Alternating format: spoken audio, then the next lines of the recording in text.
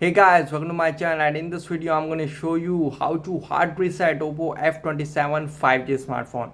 Okay, this is helpful for those who have forgot their password, pin or pattern. As you can see, incorrect password, please try again. This is helpful for those who have forgot their password, pin or pattern. Okay, to do hard reset, first power off your smartphone, press the volume up and power key together. Now slide downward to power it off. Okay, now it is successful power off. Now press the power and volume down key together for a few seconds. Press and hold it.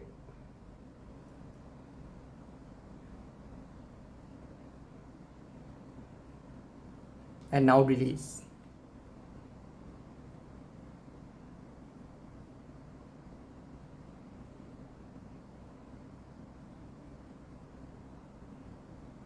Now here select language and it will send you in recovery. Format data, reboot device and power off is available. Now tap on format data.